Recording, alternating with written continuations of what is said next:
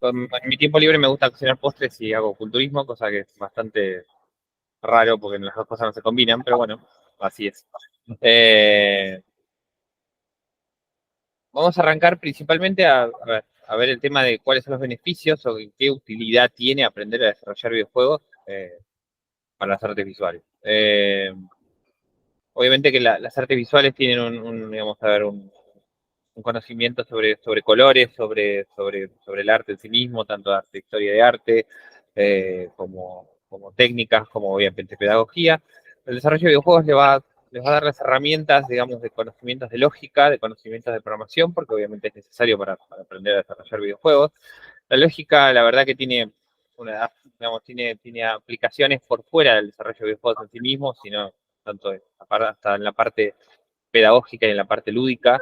La programación es útil y conocimiento de lógica son bastante, digamos, aplicables en cualquier otra área que no sea específicamente el desarrollo de videojuegos o la programación en sí misma.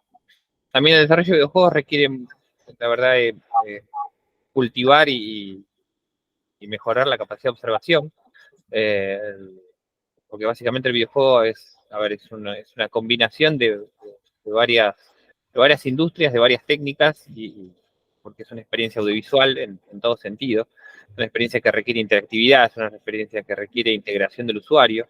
Entonces, básicamente, uno con el tiempo, desarrollando diferentes experiencias interactivas, mejora la capacidad de observación tanto en el sentido del diseño, del desarrollo y de cómo el usuario se interconecta y se conecta con básicamente con el videojuego, ¿no? Con lo que hemos querido desarrollar o crear. La verdad que la clase no la podemos iniciar sin tener digamos, un punto en común. Y el punto en común es que tenemos que definir qué es un videojuego. Eh, Videojuego se puede definir en una frase como una experiencia interactiva con un objetivo. Básicamente, un videojuego cualquiera el que sea se define literalmente de esa manera. Hay una discusión muy grande en la industria. Yo pertenezco a la industria, como dije, hace más de 15 años. Yo soy uno de los, vamos, de los antiguos miembros de ALBA, Asociación de Desarrolladores de Videojuegos en Argentina. Eh, y siempre en la industria esa discusión si los videojuegos son arte, son un producto o son ambos. Yo creo que un punto en común entre esa discusión puede ser de que verdaderamente los videojuegos son una experiencia y la diferencia principalmente de otras experiencias, como puede ser cualquier otra experiencia de entretenimiento, como puede ser el cine, como puede ser un museo, como puede ser una exposición o lo que sea, es que es interactiva. O sea, el usuario tiene una participación activa en la experiencia que disfruta y también que genera, ¿no? Porque obviamente su interacción con el videojuego genera la experiencia en sí misma. También hay que ver el videojuego como una herramienta a la cual digamos, no solamente es una herramienta de entretenimiento, sino que puede evocar emociones, puede entregar un mensaje, puede ser una herramienta por supuesto, una herramienta didáctica para enseñar contenidos. Hay muchos ejemplos de videojuegos educativos o de videojuegos que, digamos, no se pueden tomar de manera educativa en el sentido literal de la palabra, sino que por ahí lo que quieren es enseñar valores o quieren enseñar un concepto abstracto. El videojuego termina siendo el vehículo o el instrumento con el cual uno puede mantener principalmente la inversión del usuario, la atención del usuario, eh, que es tan difícil también en un aula como lo es a nivel comercial o con cualquier producto que uno crea o que quiere expresar una idea o expresar eh, a ver, una experiencia en sí misma. Los videojuegos de diferentes maneras y con diferentes métodos logran esa inversión del usuario y esa atención sin divisiones, sin distracciones, para poder llevar adelante un mensaje o una experiencia en sí misma. Repito mucho la palabra experiencia porque verdaderamente los videojuegos son una experiencia y al crear cualquier tipo de videojuego, no importa con el objetivo que tengan, sea didáctico, sea comercial o lo que sea, tienen que, su principal objetivo es crear una experiencia. La experiencia es el videojuego, literalmente. Eh, Hice una recopilación, digamos, de varios ejemplos de videojuegos en diferentes industrias. En este caso, bueno, la primera que quería poner una educativa. Dos ejemplos muy básicos. El primero es simplemente un juego que enseña números y enseña a escribir. Hay muchos videojuegos educativos muy simples por ejemplo, para niveles iniciales. para niveles primarios, secundarios, ya con temáticas más complejas. El otro es Scratch, es un programa que se usa para crear videojuegos de manera sin código, de manera visual. Es una herramienta que se usa mucho para enseñar a los chicos, enseñarles lógica. Y lo puse Scratch como ejemplo porque es un ejemplo como, a ver, cómo con un videojuego se puede crear videojuegos al mismo tiempo, sin necesidad de aprender código, pero igualmente enseñándole lógica al usuario. Y a ver, llevando la lógica como si fuera un videojuego.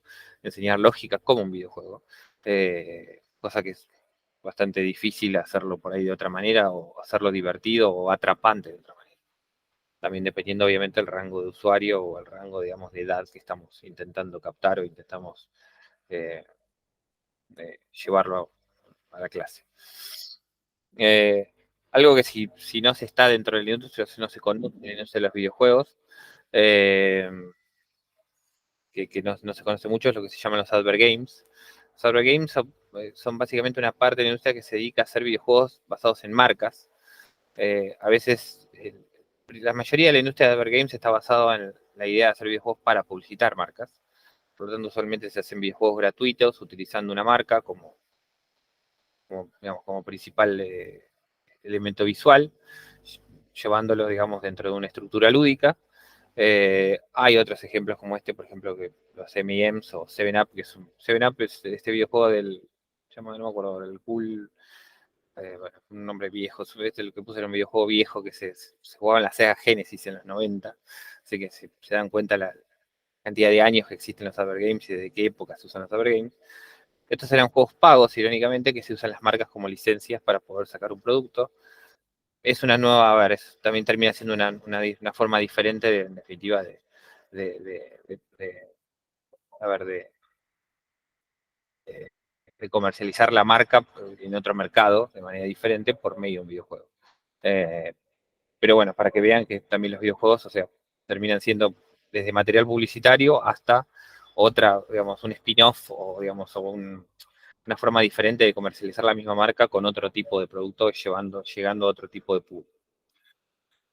Después puse acá 3 ejemplos básicos de videojuegos a ver, muy enfocados en lo que es la política de la sociedad, o sea, queriendo ejemplificar problemas sociales o temáticas sociales en este caso.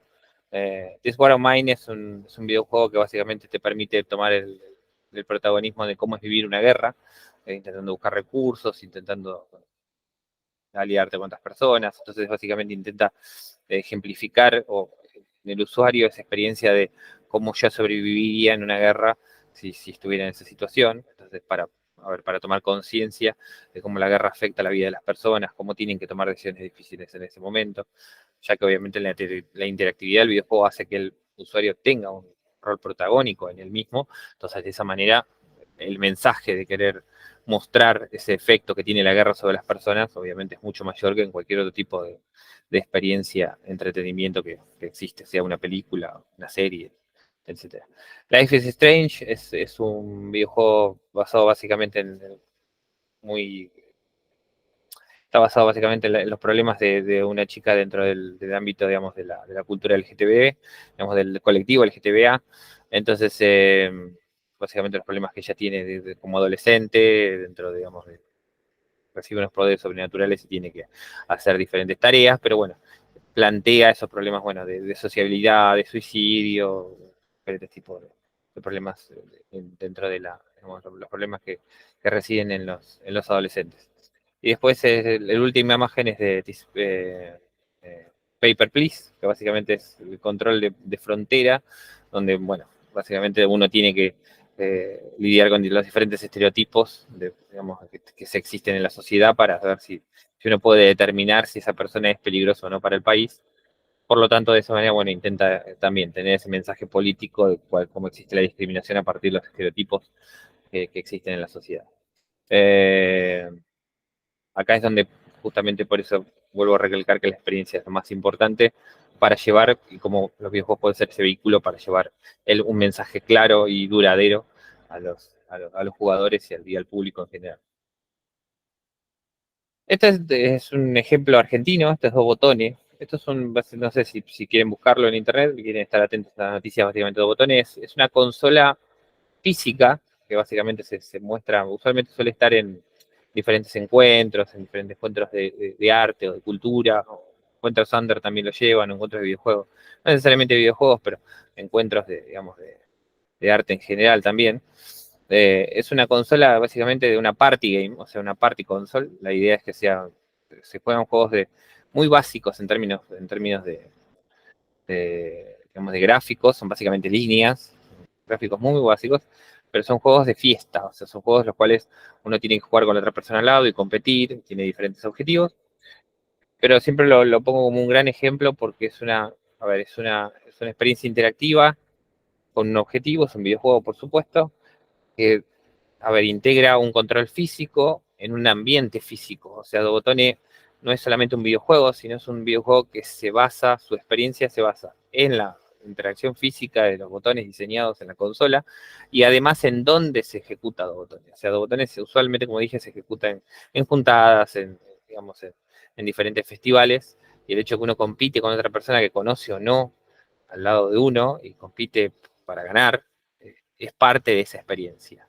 Y eso es dentro de lo que se llaman las muestras interactivas, ¿no? O los videojuegos interactivos, básicamente, que se pueden encontrar en diferentes festivales o en diferentes lugares. También hay otro tipo, de implementaciones dentro de muestras interactivas en los que es el arte y el arte visual. Usualmente yo no calificaría las muestras interactivas que por ahí se ven en museos como videojuegos, porque usualmente no tienen un objetivo, es una interactividad bastante limitada, no sé, un botón o por ahí el reordenar piezas sí podría llegar a ser un objetivo, o podría llegar a ser un videojuego. Por lo menos la mayoría de las experiencias interactivas que yo vi en museos, por ejemplo, no suelen entrar dentro del esquema de un videojuego, pero eso no quiere decir que sea excluyente. Pueden tranquilamente integrar a una obra o a una muestra de arte o a una muestra audiovisual, tranquilamente su parte de videojuegos para darle interactividad y llevar al usuario a una experiencia aún mayor a la que la obra en sí misma ofrece, o expandir su obra de esa manera.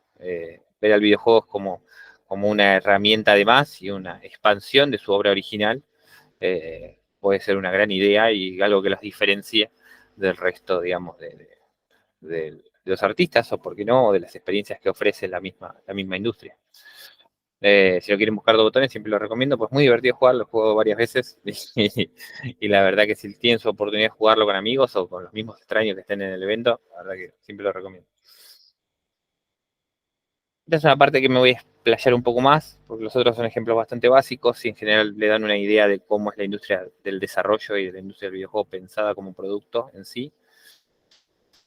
Pero la gamificación es una parte fundamental que puede implementarse en cualquier área, en cualquier industria. Es básicamente esa pata que puede añadirse de desarrollo de videojuegos en cualquier lado. Y justamente la palabra que la identifica se llama gamificación. La gamificación es el agregar un videojuego a cualquier tipo de producto o experiencia existente. En este caso puse dos ejemplos muy básicos. El primero es Duolingo, que es una aplicación para aprender idiomas. Duolingo está muy gamificada con tal justamente de motivar al usuario de que aprenda el lenguaje que quiere aprender, obviamente con regalos virtuales, con objetivos a cumplir. Integra el hecho de cumplir diferentes tareas como parte de esa gamificación. Entonces, básicamente, el usar la aplicación se convierte en el videojuego en sí mismo porque se gamifica. La palabra de eso se llama gamificar. Se gamifica algo existente. Si uno hiciera la aplicación sin objetivos, sin, digamos, no sé, sin cumplir niveles, sin cumplir metas, sin cumplir desafíos, por un lado no sería tan motivante y segundo, obviamente no estaría gamificada. El hecho de agregar todos esos diferentes ítems que a veces parecen pasar desapercibidos, son lo que al usuario lo motiva a seguir usándola, a tener una experiencia inmersiva con esa aplicación, a pesar de que la aplicación en sí misma no sea un videojuego. Es agregar un videojuego a algo que ya existe. Y el otro ejemplo es justamente la tienda de AliExpress, que por ahí alguno lo ha visto, lo ha descargado, se ha comprado algo en China, aunque es muy difícil entrar en este país. La tienda de AliExpress, la última vez, la verdad que estaba sorprendido la última vez que lo descargué. Está extremadamente gamificada, pero todo el proceso de compra está gamificado. con el hecho de juntar monedas, de jugar videojuegos literalmente para juntar monedas y esas monedas convertirlo en una recompensa muy ínfima, porque en definitiva el descuento que te puede dar la tienda es de 0,02 centavos, cuando genuinamente uno se pone a pensar, decir, voy a gastar mi tiempo jugar este videojuego de regar la pantita por 0,02 centavos. Y si te lo pones a pensar, vas a decir que no. Pero en el momento probablemente no te lo pusiste a pensar. Te llama la atención el color, te llama la atención digamos, los call to action, lo que se llaman los botones que te llaman a hacer una acción dentro de la aplicación. Y una vez que ya entraste al videojuego, bueno, obviamente el videojuego te dice, bueno, vení, regame la pantita y me la regas todos los días y yo te voy a regalar monedas. Y esa es una recompensa que a uno lo motiva a decir, yo voy a ir todos los días a regalar la plantita para obtener una moneda que genuinamente no tiene un valor verdaderamente que vale el tiempo de regar la plantita. Pero es divertido porque ves la plantita crecer y tenés el objetivo de todos los días ir a regar la plantita. El hecho de que la gamificación está basada en la limitación y no en la libertad, porque básicamente la gamificación de la tienda está en yo te limito a que vos tengas que sí o sí venir todos los días y solamente podés regar la plantita 3 veces por día. No la podés regalar no la podés regar de manera indefinida, no podés agarrar y dejarla automática para que se riegue todos los días. No podés, te limita para que vos estés motivado a volver al siguiente día para seguir. Un otro caso que ahora se me viene a la mente parecido y que tenía justamente lo mismo era, por ejemplo, el Candy Crush. Candy Crush uno podía jugar hasta cierto punto y después, bueno, cuando se quedaban las vidas, vos tenías la limitación de que tenías que esperar hasta el otro día o 12 horas para tener vidas y volver a jugar. Esa limitación hacía que la gente pagara. ¿Por qué? Porque la gente quería volver a jugar. Simplemente porque te limitaba, te decía, no podés. Y el no poder es una forma de gamificar básicamente la experiencia, llevando a que el usuario haga la acción que nosotros queremos.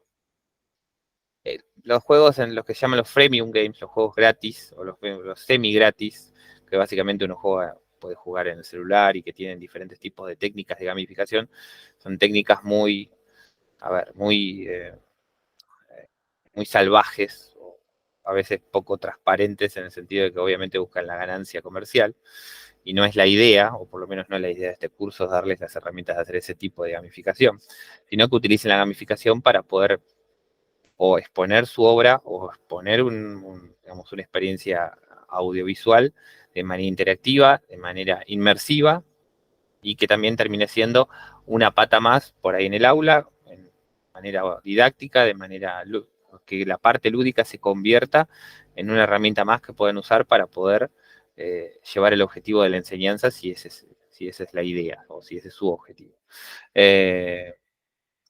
Ahí la gamificación es un tema muy amplio que realmente requiere un estudio por sí mismo, pero me gusta ejemplificarlo acá en diferentes cosas muy claves, en cosas que ustedes ven y usan todos los días. Porque, a ver, una forma de gamificación son los puntos, por ejemplo, que ustedes tienen en la tarjeta que van al coto, que van al supermercado. Esa es una forma de gamificación también. Los puntos que se juntan cuando van a cargar nafta es otra forma de gamificación. Son todas formas de gamificación integradas en el día a día, básicamente. Y eso es lo que hace que uno use un producto por encima del otro. Y ahí pueden ver la forma clara, el efecto claro que tiene la gamificación como parte del desarrollo de videojuegos en el día a día y en productos que no tienen nada que ver ni con el arte, ni con la visual, ni con el desarrollo de videojuegos en sí mismo. Bueno, ahora vamos a pasar a explicar la estructura de un videojuego, estructura básicamente entre la parte técnica y lúdica y cómo cómo se interconecta entre sí. Para que tengan una idea esta es la base, básicamente hoy vamos a hablar mucho en todo esto, toda la parte teórica básicamente de lo que es el desarrollo de videojuegos, todo lo que es, qué es, como ya dijimos, que es un videojuego, con los tipos de videojuegos, gamificación, etcétera. Vamos a hablar de todo esto. El próximo miércoles vamos a estar específicamente, vamos a ir directamente a lo que es programación con Phaser. Hoy vamos a ver una parte muy chiquita, como para tener una mínima introducción. El próximo miércoles vamos a estar completamente programando en Phaser. Vamos a hacer un videojuego todos juntos, con tal de que puedan entender bien la parte técnica y lógica de la programación en Phaser. Hoy es puramente teórica de desarrollo de videojuegos. Básicamente lo que voy a intentar explicarles es el concepto de gameplay. El gameplay es lo que se usa, es lo que se le denomina digamos, a la experiencia.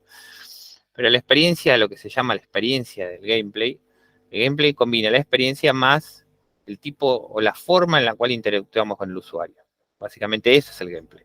Es la experiencia visual, sonora, es esa experiencia que estamos desarrollando en el sentido de, bueno, este videojuego es un complemento a mi clase, es un complemento visual a mi clase, es un complemento auditivo y visual a mi clase, es un complemento a una muestra de arte, es un complemento a un producto ya existente, es un complemento a una marca, diseñado de cierta manera, exponiéndolo, a ver, con una imagen, con una cierta estética, eso es la experiencia. Si la experiencia le juntamos esa forma en que el usuario interacciona con el videojuego, se llama gameplay. Y eso se llama gameplay, básicamente. Y bueno, como justamente acá pueden ver justamente el cuadro sináptico que intenté hacer, ahí tienen justamente la combinación de gráficos, de música, inteligencia artificial, efectos, y dentro de todo es el gameplay el que hace de interconexión entre todo eso junto con el usuario.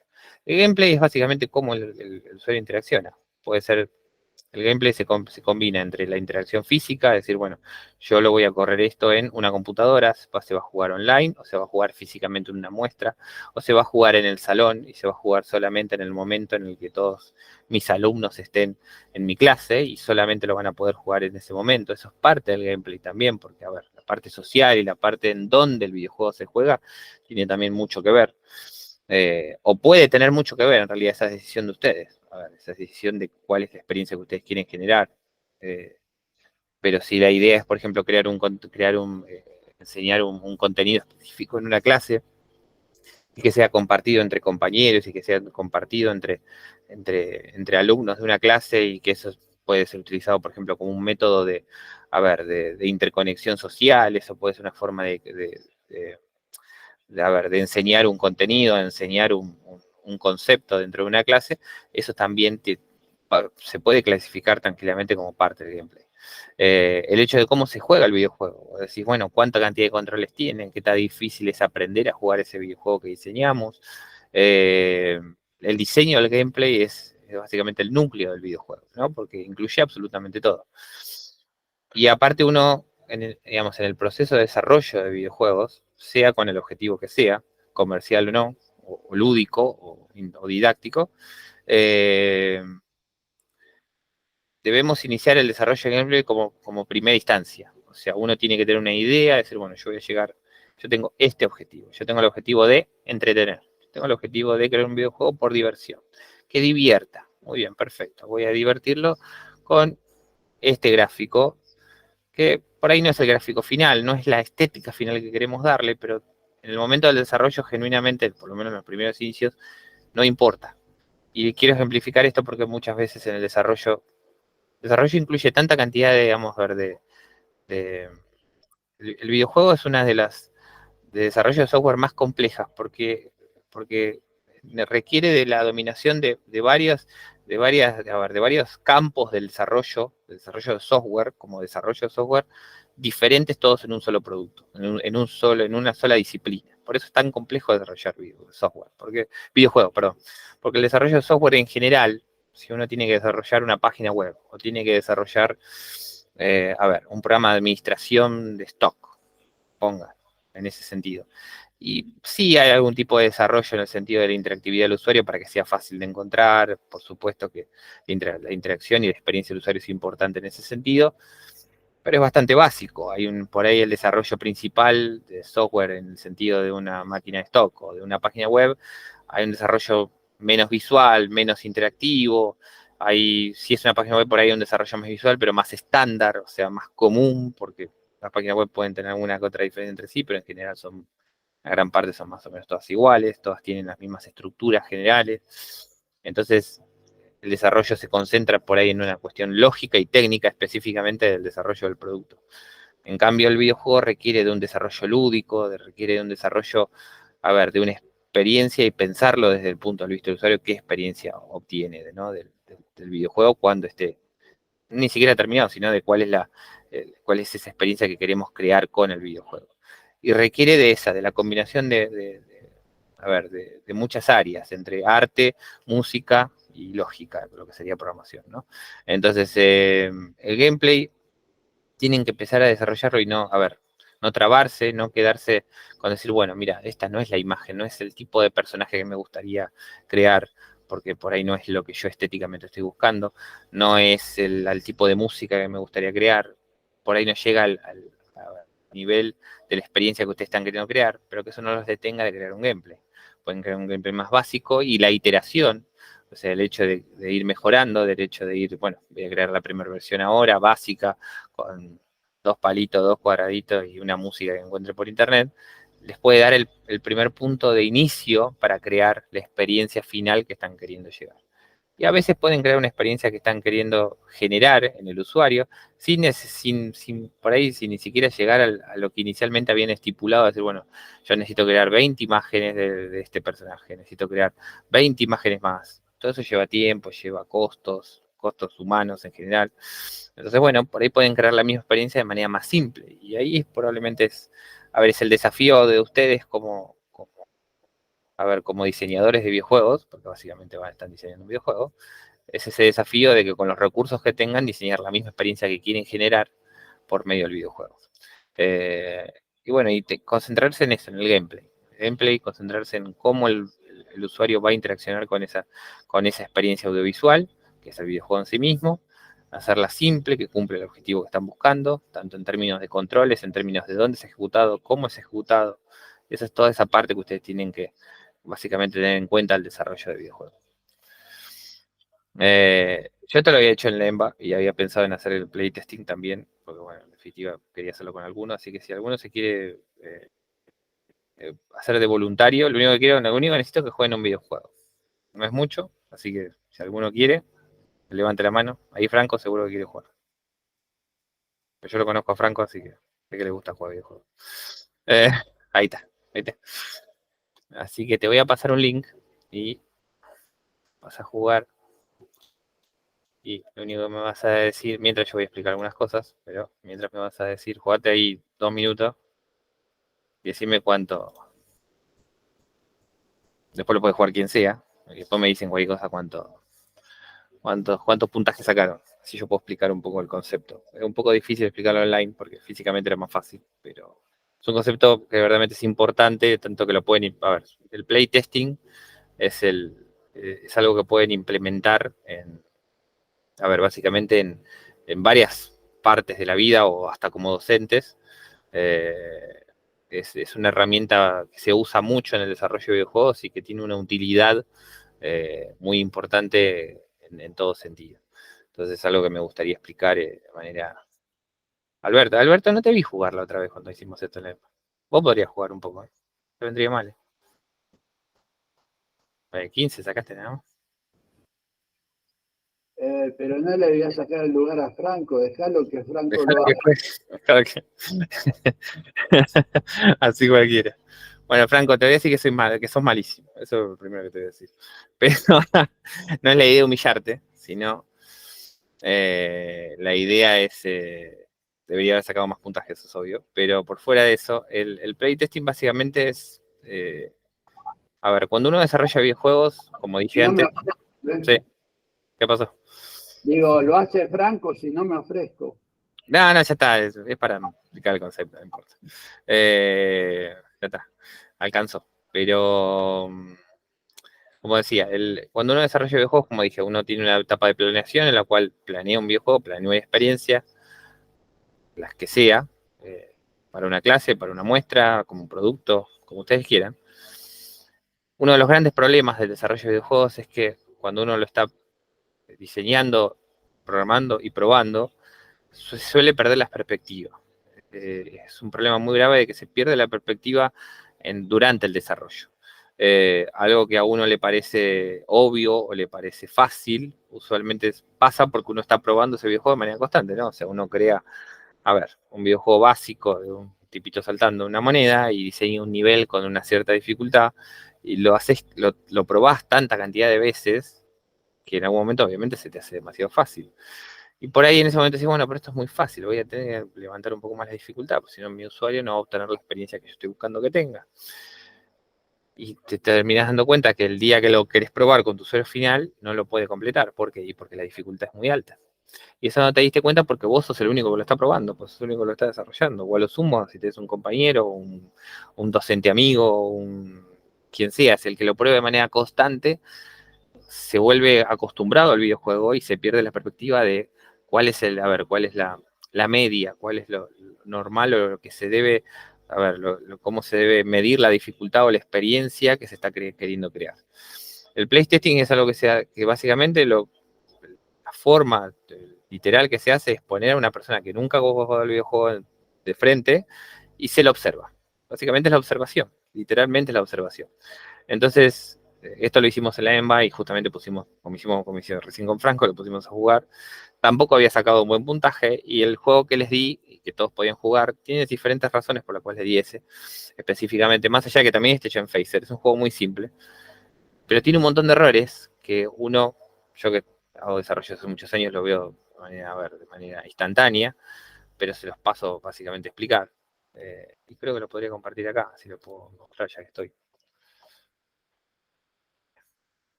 Voy a cambiar la presentación. ¿Cuál es? Muy bien, acá. A ver, ahí se ve. Como ven, lo primero es que el videojuego, por ejemplo, está... Si no, no me van a escuchar a mí. Ahí está. Lo primero que nada, el juego está en inglés. Por lo tanto, el inglés ya tenemos una barrera idiomática, la cual podría haber sido solucionada bastante simple, porque en realidad los videojuegos son una cuestión visual. Entonces podríamos haber cambiado, por ejemplo, el click to play podría haber cambiado en un icono de, por ejemplo, de play, un icono de reproducir, ¿no? El que ven en los diferentes productores, Netflix, video, YouTube. Si hubiéramos puesto un botón, la gente sabría que tiene el que no necesariamente habla español, sino el que habla hindú, podría jugar al videojuego igual porque no está en inglés. Entonces ya tenemos una barrera idiomática que el videojuego no está teniendo en cuenta porque su diseñador no lo tuvo en cuenta. Y ahí ya tenemos un problema de diseño. Acá tenemos otro problema, mucho texto. Seguimos teniendo texto, el cual, por un lado, le quita inmersión al usuario. Podríamos ejemplificar lo mismo haciendo una mínima animación ya que tenemos que juntar los aritos de colores. Podríamos hacer justamente... Muy bien, Franco, va bien, va mejorando. Entonces, igualmente, escuchame la presentación, no te pongas a jugar, porque si no vas a entender nada. Pero... justamente podríamos haber hecho una animación tranquilamente con el mismo trabajo, de juntar los aros, que se vea al personaje principal juntando los aros, sin necesidad de poner texto. Y eso haría una mejor inmersión del usuario, no tendríamos la barrera idiomática, y al mismo tiempo sería más rápido y más fácil de explicar al usuario cómo se juega el videojuego. El gameplay, básicamente. Y cuando jugamos, obviamente que tenemos el juego en sí mismo, tenemos el puntaje de arriba. Al puntaje, por ejemplo, le falta algún tipo de animación que le dé la recompensa al usuario de decir, uy, estoy juntando puntaje. El hecho de que, por ejemplo, en la parte de arriba se vea básicamente que el puntaje no sé, se vea más grande cada vez que uno junta, por ejemplo, un redondelito amarillo, de que cada vez, por ejemplo, si juntamos varios redondelitos amarillos al mismo tiempo, se vea como un combo, son todos diferentes efectos visuales que hacen que el usuario tenga más inversión, porque la idea es entretener, ¿no? La idea es que esa persona juegue el videojuego. ¿Cuánto tiempo de atención tenemos? 30 segundos, 20 segundos en el usuario. Si no lo convencemos con eso, no lo convencemos con diferentes recompensas visuales, no vamos a lograr que la persona siga jugando el videojuego. Entonces, justamente, todos estos errores que yo les estoy marcando y todas esas diferencias que harían que el videojuego sea mucho mejor, que su experiencia sea mejor, que su experiencia cumpla el objetivo que estamos queriendo, en este caso sería entretener, puramente entretenimiento, se ven haciendo playtesting. O sea, literalmente la herramienta para poder hacer estos errores, digamos, cambiar y poder mejorar estos errores al momento de diseñar videojuegos es con el playtesting. Y el playtesting se hace de esa manera. Es una herramienta, es una herramienta muy útil, es una herramienta a veces difícil verdaderamente de llevar a cabo, porque obviamente requiere de un espacio físico. Esto no es algo... El playtesting de manera virtual se hace mucho, cuando se hace, por ejemplo, en productos comerciales, el beta testing o el open testing, que se hace de manera remota, por ejemplo, no sé, en videojuegos de uso masivo, pero ya es cuando ese videojuego ya pasó varias etapas de desarrollo, ya estaba maduro en el gameplay en muchos sentidos, donde hay muy pocas cosas que afinar para terminar de crear la experiencia que estamos buscando. Pero el inicial, digamos, cuando recién empezamos el desarrollo de videojuegos, el playtesting físico, donde ponemos una persona a jugar ese videojuegos en nuestra presencia, el videojuego que estamos creando, la experiencia que estamos creando, es fundamental. Y es algo que después pueden igualmente, aplicar a cualquier otro tipo de área. El hecho de observar a la persona en dónde se traba, dónde no entiende, dónde algo no es obvio, dónde no está cumpliendo la expectativa de decir, bueno, le queremos dar esta experiencia o le queremos dar esta instrucción y el usuario no la entiende, o no entiende lo que tiene que hacer, o no entiende cuál es el objetivo, o no lo motiva a lograr ese objetivo, lo pueden llevar a cabo en cualquier otro tipo de área también. A ver, si ustedes crean un grabado, crean una obra o crean un video, es importante que cualquier otra persona que no lo ha visto antes, que no está en el mismo rubro, pero que está dentro de lo, digamos, del target y del target se le dice, digamos, al público que nosotros estamos apuntando a que utilice esta experiencia interactiva o cualquier experiencia que estamos generando, es fundamental. Y el factor social, obviamente que con el PlayStation podemos determinar con la observación, a ver la capacidad de inmersión que tiene el videojuego, que es extremadamente importante, y después el factor social tiene mucho que ver. O sea, el factor social se refiere básicamente a ver, el videojuego, todos los videojuegos hoy en día tienen un factor social. Hasta aquellos que no lo tienen, también lo tienen, en el sentido de, la mayoría de los videojuegos tienen una parte en la cual uno interacciona con otros, indirecta o indirectamente. Las competencias de decir, bueno, yo jugué este videojuego y logré X puntaje, es una forma de factor social, porque hace que la competencia lo hace parte del gameplay. El hecho de que, a ver, yo jugué este videojuego y saqué más puntaje que vos, es el factor social, yo saqué más puntaje que mi amigo. O yo puedo jugar este videojuego con mi amigo y es una parte en la cual yo tengo un vínculo con mi amigo. A ver, un ejemplo muy claro de esto y muy popular es el Fortnite, ¿no? El Fortnite es un juego bastante básico en términos de gameplay. A ver, tiene un montón de características, sí, tiene un montón de, a ver, ¿cómo se dice? De elementos innovadores, sí, de entretenimiento, pero lo que lo hizo popular a Fortnite no es todo eso, es un videojuego más. Lo que lo hizo popular a Fortnite es el factor social. Es el hecho de que los chicos se juntan dentro del Fortnite a vivir experiencias que tienen que ver con esa interacción social y ese factor social.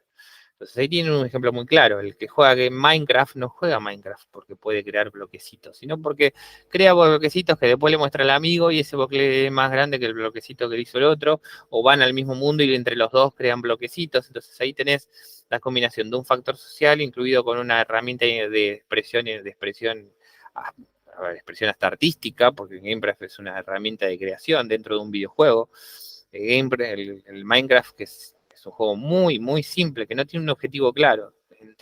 A ver, su creador originalmente era idea eso, era un videojuego de supervivencia, pero no tiene no tiene justamente diferentes elementos que los juegos de supervivencia suelen tener para empujar al usuario a que sobreviva, literalmente, porque, a ver, no hay, por ejemplo, no hay un contador de hambre, no hay un contador de deshidratación que suelen tener por ejemplo, los juegos de supervivencia. Entonces terminó siendo más una herramienta de creación de contenido, de expresión artística, si quiere llamarse de una manera, de expresión artística de manera, dentro de un videojuego, de manera rústica, no a personas no artísticas, ¿no? Entonces le ofreció a tanto chicos grandes y de cualquier edad un lugar dentro de un videojuego donde expresarse artísticamente con el Minecraft y al mismo tiempo involucrarse y tener una conexión social dentro del mismo. Y eso terminó siendo el éxito de Minecraft, el éxito de Fortnite, está basado, por lo menos la mitad de su éxito, y la compleción de esa experiencia que quisieron brindar dentro del factor social. Y obviamente el playtesting les permite a ustedes probar ese factor social. Lo que habíamos hablado al principio de Dobotone termina siendo parte de su atractivo y su experiencia inmersiva es el factor social. El 80% de la experiencia de Dobotone, en las muestras interactivas donde está, es el hecho de jugar con otra persona al lado. Es el hecho de competir con esa persona al lado se la conozcamos o no, al lado de ese evento donde está Dobotone. Entonces, básicamente eso tienen que tenerlo muy en cuenta. Ya hablamos mucho de lógica, de teoría, llevamos casi una hora hablando de teoría y de videojuegos. Antes de seguir con el siguiente, me pregunto si alguno tiene alguna pregunta específica o algo antes de seguir, porque vamos a pasar a la parte un poco más técnica, entonces no quiero irme a la parte técnica sin explicar algún concepto lúdico o algún concepto teórico que dije hasta ahora. Ninguno dice nada. Es, calle ahora o hable ahora o calle para siempre, como dice, ¿no, Alberto? Así que, no, si le quieren alguna pregunta de algo, o les quedó algo en el tintero o algo no entendieron, lo vuelvo a explicar antes de seguir. Me parece que para mí, por lo menos, estoy recibiendo clara la Claro, el mensaje. información. Bueno, y no se fue nadie, así que eso me deja contento. Por lo menos ninguno se fue enojado. No, fue claro todo. Muy bien. Queremos entrar en la otra etapa, pero tenemos paciencia. No hay problema, hacemos tranquilo. Bueno, después de explicarles más o menos durante todo ese tiempo básicamente lo que es el gameplay, lo que es la parte lúdica, lo que pasa del diseño de videojuegos, quise utilizar el resto del tiempo para explicarle la parte. Esta es una introducción técnica, después esta parte técnica la vamos a ver el próximo miércoles, literalmente en código, o sea, voy a volver a explicar esto el próximo miércoles, esta parte rápidamente para después pasar a programar directamente. Pero para aquellos que nunca programaron, que nunca probablemente tocaron un lenguaje de programación, tengan una idea general de cómo programar videojuegos, además de que el programar videojuegos en términos de estructura lógica, de estructura técnica de la programación, es muy diferente al programar otro tipo de software. Para hacer una aplicación general, excepto contadas excepciones de industrias muy específicas, como pueden ser microcontroladores o industrias de electrónica, en realidad la mayoría del desarrollo de software es pasivo. ¿Eso qué quiere decir? Que, técnicamente el software no reacciona hasta que no hay una acción del usuario. Es reactiva. Si alguno vio algo de programación web o conoce algo, ahora hay muchos frameworks lo que se llaman reactivos por esa razón, porque básicamente la programación no ejecuta nada hasta que el usuario no hace una acción.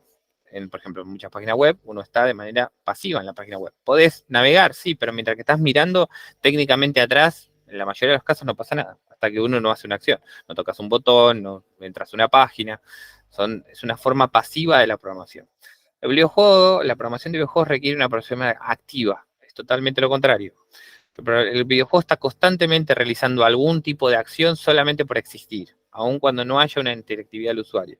Obviamente eso después se combina con la interactividad del usuario. Cuando el usuario utiliza algún tipo de acción dentro del videojuego, se combina las dos cosas. Y técnicamente ahí es donde se vuelve un poco complejo y hay que explicar algunos conceptos que en la mayoría de los casos yo no creo que ustedes tengan problema en términos técnicos. A ver, la programación de videojuegos cuando se llega al punto de crear un producto comercial, un producto sea de desarrollo de un videojuego para una consola o, por ejemplo, un videojuego para una computadora, para cargar un videojuego comercial, hay que tener en cuenta factores técnicos para no tener problemas de rendimiento. Porque obviamente cada máquina y cada computadora que ustedes tienen es diferente, cada dispositivo es diferente. Ahora, obviamente, con la cantidad de celulares que hay, irónicamente es simple y complejo al mismo tiempo porque hay todo el mundo tiene por ahí Android o Apple, que son la mayoría de los sistemas operativos reinantes, pero técnicamente cada dispositivo es muy diferente del uno del otro, las pantallas son diferentes, entonces eso obliga al desarrollo de videojuegos a que las imágenes que utilizamos tienen que estar adaptadas, esas pantallas tienen que estar adaptadas a esos dispositivos. Entonces, cuando uno programa y hace esa parte técnica de la programación, tenés que tener en cuenta cómo funciona desde el dispositivo más básico al dispositivo más nuevo. E irónicamente uno diría, bueno, pero entonces puedo hacerlo para que se ejecute en el dispositivo más nuevo y no voy a tener problemas. No. Irónicamente, el hecho de también utilizar el dispositivo más nuevo y más rápido también trae problemas técnicos. Y lo voy a explicar ahora cuando explique algunos conceptos de desarrollo técnico de videojuegos. Van a ver cómo es que el hecho de tener la computadora más rápida o el celular más rápido no necesariamente les asegura, o correrlo en esas plataformas les asegura la experiencia óptima que están queriendo buscar. Un videojuego corre básicamente muy parecido a lo que es una película. Una película, si ustedes miran una película, básicamente las películas del cine corren a lo que se llama 24 cuadros por segundo. Eso quiere decir que ustedes ven de manera visual en una película 24 imágenes diferentes cada segundo. Si han jugado cualquier videojuego de PC, por ejemplo, van a ver que siempre hay un contador que se llama frame per second, o sea, cuadros por segundo. Eso te dice el rendimiento del videojuego. Eso quiere decir que la máquina o el procesador o el lugar donde estamos corriendo, sea un celular o donde sea, puede ejecutar X cantidad de cuadros por segundo. Eso depende mucho de la capacidad técnica del dispositivo donde estamos corriendo el videojuego. Cada cuadro que pasa es básicamente una iteración. O sea, si alguien ha visto algo de programación, sabe que existen lo que se llaman los loops o los bucles infinitos, ¿no? O sea, un bucle infinito en programación es cuando uno corre una función, corre una cierta lógica, y cuando termina la lógica dentro de ese bucle, vuelve a iniciarse otra vez el bucle y vuelve a correr esa misma lógica. Y así el bucle, obviamente, por eso se llama bucle infinito. El bucle infinito se ejecuta hasta que se cumpla cierta condición.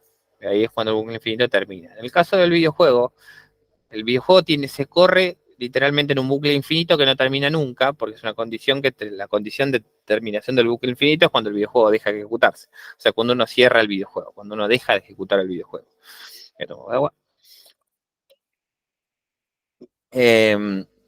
Básicamente, el videojuego corre dentro de un bucle infinito que no termina nunca.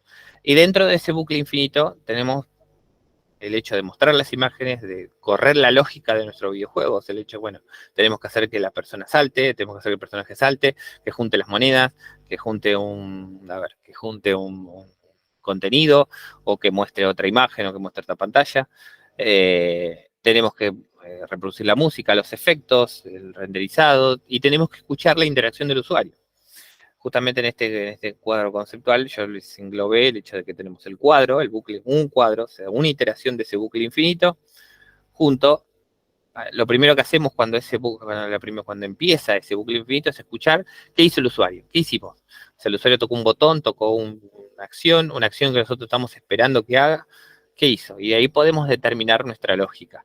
Y además de eso también tenemos que determinar el estado actual del videojuego, ¿no? ¿Cuántos, por ejemplo, tenemos enemigos en pantalla? Bueno, ¿cuántos enemigos en pantalla quedan? Si quedan X cantidad de enemigos, tenemos que poner más, tenemos que poner menos, tenemos que poner otra pantalla, quedaron vidas del usuario, esos son chequeos que se hacen internos, es decir, bueno, ¿cuál es el estado del videojuego ahora, en este cuadro que se ejecutó? ¿No? En esa, un 1.30 de segundo, en la mayoría de los casos, porque la mayoría de los juegos como mínimo deben correr a 30 cuadros por segundo. Hay una cuestión visual y física por la cual tienen que correr mínimamente a 30 cuadros por segundo, que es el ojo humano. Si uno corre un videojuego o muestra una imagen a menos de esa cantidad de cuadros por segundo, como que se ve trabado. Entonces uno tiene que correr mínimamente, las imágenes tienen que estar entre 24 a 30 cuadros por segundo, cualquier tipo de imagen animada. Obviamente, después que hicimos esos chequeos, de que chequeamos que sabemos que el usuario tocó algo, hizo algún tipo de acción, ahí es donde ponemos la lógica, cargamos cualquier tipo de contenido que necesitemos, imágenes nuevas, instanciación de elementos dentro del videojuego, y de ahí, una vez que tenemos esa lógica ejecutada, ahí va directamente al renderizado. Eso de renderizado es lo que le mostramos al usuario. Le mostramos el enemigo, le mostramos el personaje principal, le mostramos una pantalla de pérdida o de ganancia, o un efecto al que juntó una moneda, como hablamos antes cuando mostramos el videojuego. Le cambiamos la música, le cambiamos un efecto. Ahí es donde básicamente hacemos esa parte visual, audiovisual, básicamente, que es la que le mostramos al usuario. Y ahí termina el cuadro de ejecución. Ahí termina un cuadro de ejecución. Cuando termina un cuadro de ejecución, ¿qué pasa? Vuelve a iniciarse otra vez y volvemos al principio. Y básicamente esa es la estructura técnica y lógica de la programación de videojuegos. Por eso digo que es una programación activa, en la cual uno está constantemente escuchando qué es lo que pasa. Muy diferente a la programación de software en general. Si alguien ha programado software, cualquier tipo de software, o ni siquiera programado, lo ha visto, lo pueden chequear ustedes mismos. Entren a cualquier página y van a ver que es pasiva. Ninguna página muy pocas páginas son activas. Obviamente que a veces no sé, te dan una página web, a veces te dan un cosa de descuento, por ejemplo. Y eso sería algún tipo, digamos, de interactividad o algún chequeo atrás. Pero para que vean la gran diferencia entre la programación de videojuegos y la programación tradicional. Bueno, el tempo de un videojuego es, bueno, se le dice básicamente a cómo se ejecuta dentro de ese bucle infinito. O sea, a ver, necesitamos el bucle infinito puede correr de manera más rápida o más lenta dependiendo del dispositivo donde se corra. Si nosotros hacemos un videojuego para una computadora de escritorio, ese videojuego, por la razón que sea, lo vamos a correr en un celular, tenemos menos capacidades, digamos, de procesamiento. Y esa capacidad de procesamiento hace que ese bucle infinito corra menos cantidad de veces. Entonces, nosotros, en términos técnicos, no sabemos cuánta cantidad de veces va a correr de manera real. No tenemos idea. Tenemos que tener alguna medida real y fija, la cual sea, sea homogénea en todos los dispositivos donde pretendemos correr el videojuego. También podemos correr un videojuego, decir, bueno, vamos a hacer un videojuego para web, por ejemplo. Y esa persona de la web lo puede estar corriendo desde una computadora, desde un celular, desde una televisión, porque las televisiones también tienen navegadores web. Entonces, ¿cómo hacemos? Necesitamos que la experiencia sea la misma, porque si no logramos que la experiencia sea la misma, la inmersión no es la misma, y no vamos a lograr nuestro objetivo, que es que el usuario tenga X experiencia, la que sea, de entretenimiento, de didáctica, lo que ustedes quieran. Entonces, necesitamos una medida fija, una medida que sea igual a todas. Y en este caso, el tiempo es una medida fija, una medida que no tiene cambio. Cuando pasó un segundo en un dispositivo o en el otro, pasó en cualquier dispositivo, siempre ha pasado un segundo. Entonces, nosotros lo que tenemos que tener en cuenta es decir, bueno, nosotros cuando desarrollamos un videojuego técnicamente decimos, bueno, queremos que el videojuego corra a 30 cuadros por segundo, como mínimo, y usualmente ponemos también un máximo. Es decir, bueno, máximo puede correr, el máximo puede ser también igual al mínimo. Pueden hacer decir, bueno, mi videojuego no va a correr más que a 30 cuadros por segundo y punto. Y si tenés una computadora más fuerte, va a correr igual, y entonces uno pone una medida fija, y entonces en todos los dispositivos va a correr igual. En algún dispositivo va a correr a menos de 30 cuadros por segundo, porque puede haber algún problema en el dispositivo en sí mismo. Y necesitamos intentar que la experiencia sea la misma.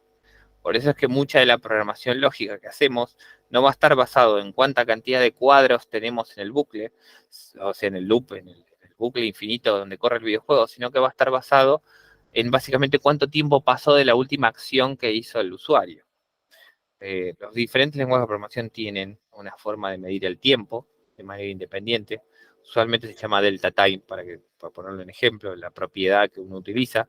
En el caso de Phaser, obviamente tiene el timer.deltaTime, que te dice cuánto tiempo pasó desde el último bucle, o sea, desde la última ejecución de esa misma función. Entonces, básicamente, teniendo el tiempo real de cuánto tiempo pasó en milisegundos, uno puede saber qué debemos hacer como siguiente acción. ¿Esto qué quiere decir?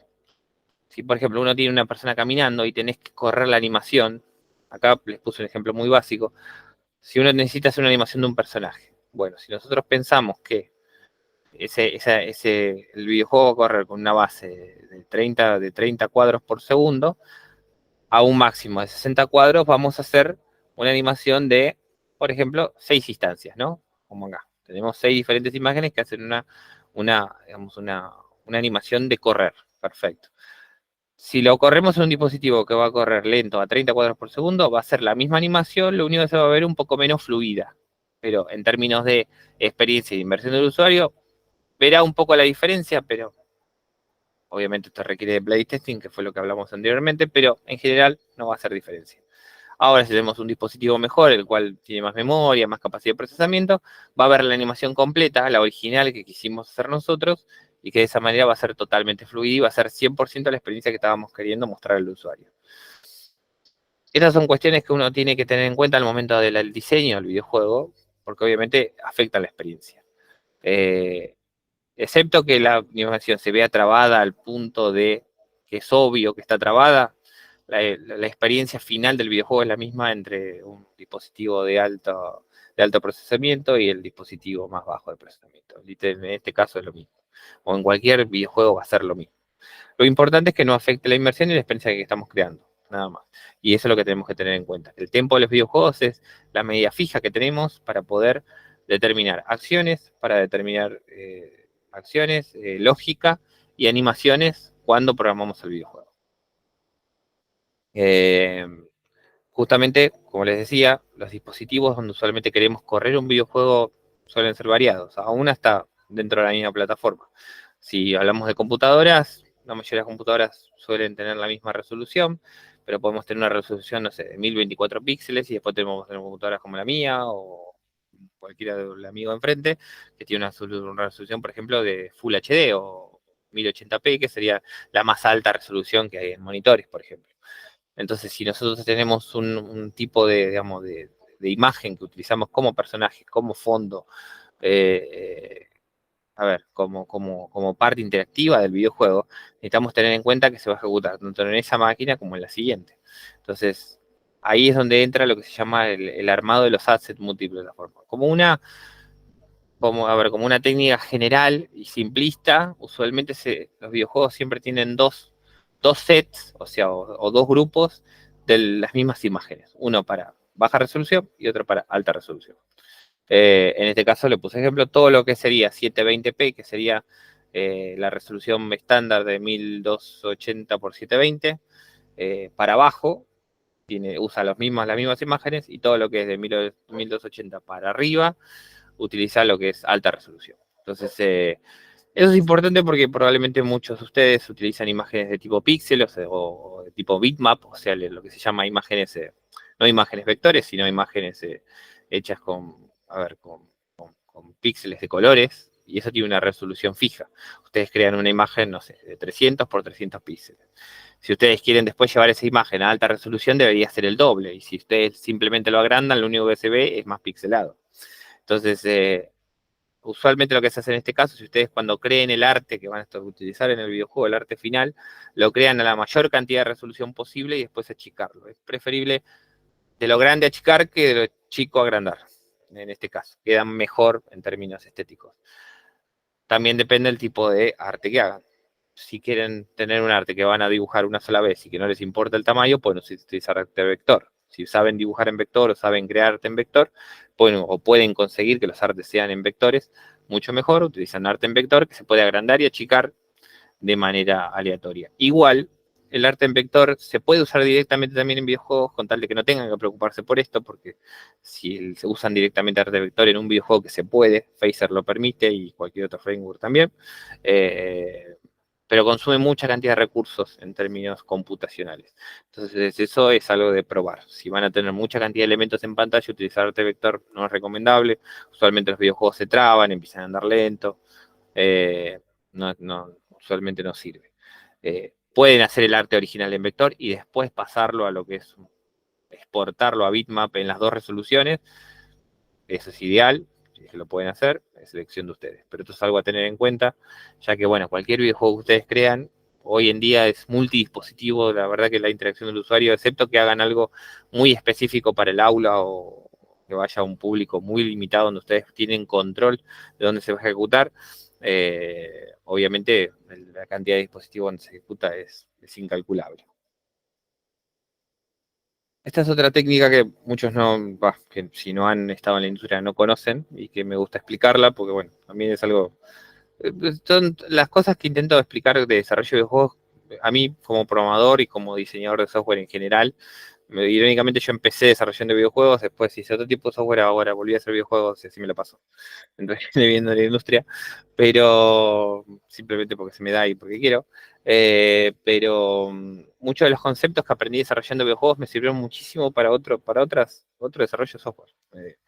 Irónicamente, el hecho de al principio ponerme a aprender a desarrollar videojuegos me hizo mejor programador y mejor diseñador de software en otras áreas que videojuegos en sí mismos. Entonces son conceptos que hasta después yo siempre creo que por ahí pueden implementar en su imaginación o en su vida en cualquier otro tipo de área en el desarrollo de productos audiovisuales, no específicamente en videojuegos. Este caso es un ejemplo, no sé si se ve claramente. Cuando uno tiene justamente, cuando uno plantea hacer un videojuego multipantalla, o sea, el hecho de que se ejecuta en cualquier dispositivo, ahora lo que se usa mucho es, uno tiene un espacio o un tamaño definido del videojuego, ¿no? Un tamaño, por ejemplo, no sé, 800 por 600 píxeles, que sería este cuadradito que ven ahí con el. Bueno, uno diseña el videojuego en ese límite de píxeles, ¿no? En ese límite de espacio. Toda la interactividad pasa en ese límite de espacio, el videojuego se corre en ese límite de espacio, perfecto. Ahora, ¿qué pasa si tenemos una pantalla más grande? Si nosotros simplemente lo estiramos al tamaño de la pantalla, se va a deformar, porque uno diseña, por ejemplo, 800 por 600 píxeles es rectangular, pero no llega a la proporción, por ejemplo, de un monitor. Lo que se llama ratio. Ratio se le dice a la división entre el ancho y el largo de la pantalla, ¿no? Entonces, por ejemplo, hoy el 90% de los monitores son de ratio 16:9. ¿Por qué? Porque tienen el ratio entre el ancho y el largo, el ancho es mucho más ancho que el largo de la pantalla. Irónicamente, hace 20 años atrás, cuando recién empezaba la era de las computadoras, el ratio de los monitores no era ese. Los monitores fueron cuadrados. Y hasta el año, no sé, más o menos 2000 y algo, los monitores siempre fueron cuadrados, no fueron rectangulares. Y probablemente para la parte más jóvenes no lo reconocen, no se acuerdan, o nunca lo vieron, pero los de tubo eran cuadrados. Los televisores de tubo también, fuera de las computadoras, eran cuadrados, no eran rectangulares. Entonces el contenido que se generaba era cuadrado. Si uno quiere que ese contenido sea cuadrado, sea rectangular, lo que te queda es estéticamente queda horrible. Entonces, lo que se usa en videojuegos, y irónicamente también se usa en la industria del cine, hoy en día también, bueno, la industria del cine hoy, no sé si se usa hoy, pero antiguamente se usaba, cuando en la época de la transición entre los monitores cuadrados y los rectangulares empezó a usar esto, el hecho de que uno tiene el videojuego, la imagen o la parte audiovisual está diseñada en un aspecto fijo, y después hay un fondo que es mucho más grande, que no tiene una incidencia, no tiene una incidencia real, no tiene una incidencia real sobre la interactividad, ahí no ocurre la actividad, sino que simplemente cubre la pantalla. Entonces, en vez de tener un aspecto negro entre los costados para llenar el espacio o estirar la imagen donde queda feo, simplemente se pone un fondo infinito y ya está. Obviamente que la mayoría de las aplicaciones ya esto lo manejan. A ver, si por ejemplo hacemos un videojuego en 3D, esto se maneja automáticamente. Los videojuegos en 3D es otra área del desarrollo de videojuegos, la cual tiene sus pros, sus ventajas y sus desventajas. Obviamente la desventaja del desarrollo en 3D es que tiene mucha más complejidad técnica por una cuestión de que ya hay un espacio en 3D, en 3 coordenadas, en un espacio de coordenadas cartesianas que no es plano, entonces la interactividad y el desarrollo es más complejo, pero tiene la gran ventaja de que no tenemos estos problemas del tema de tener que adaptar los contenidos a una pantalla. El 3D directamente se estira, se pone directamente al tamaño de la pantalla y a lo sumo hay que tocar un poco en cuál es el ángulo de visión dentro de un panorama 3D, dentro de los diferentes tipos de pantalla que existen. Pero es algo muy mínimo, que requiere un trabajo muy mínimo. El trabajo del desarrollo en 3D requiere trabajo en sí mismo del videojuego y no del adaptado del contenido visual. Pero como la mayoría de ustedes probablemente van a trabajar solamente en 2D y van a trabajar solamente con imágenes planas, esto es algo a tener en cuenta. El hecho de que, bueno, también pueden directamente hacer un videojuego fijo, con un tamaño fijo y dejar simplemente el blanco y listo. Ahora, hacer eso usualmente tiene tiene obviamente un efecto en la inmersión del usuario. Si nosotros no buscamos que el usuario esté concentrado en el videojuego y se pierda, por decir una manera, en el videojuego, porque tiene un espacio en blanco, en negro, o tiene una distracción por el hecho de que el videojuego no ocupa toda la pantalla, tenemos problemas para captar su atención. Entonces, bueno, son los pros y los contras dentro del desarrollo y dentro del diseño de videojuegos. Esto igualmente va a estar subido al campus, yo simplemente lo dejé en la presentación, para que puedan ver algunas cuestiones básicas de programación, tanto de JavaScript como de Phaser. Yo quise dar esta clase y sobre JavaScript, por un lado, por una cuestión que técnicamente cualquiera puede programar en JavaScript, es uno de los lenguajes más versátiles que hay, no tiene tipos de datos. El hecho de no tener tipos de datos para iniciar es una barrera menos. Y la programación, últimamente se habla mucho, hace muchos años que se habla mucho de la programación en un sentido, de que es para todos y que es para cualquiera, y yo estoy de acuerdo, no es que no. Pero creo que, bueno, si hacemos la barrera de entrada más fácil, creo que después podemos concentrarnos en lo más importante. Yo como programador, hace muchos años que programo y creo que como programador, creo que lo que debe nacer o lo que no importa si querés ser programador o usás la programación simplemente como una herramienta, pero tu objetivo es aprender lógica, no programación. O la lógica sería aprender programación. El objetivo final es el hecho de crear, yo lo llamo el pensamiento abstracto. Con el tiempo, con la programación, la programación en general y el aprender lógica te permite aprender de manera abstracta, de pensar de manera abstracta.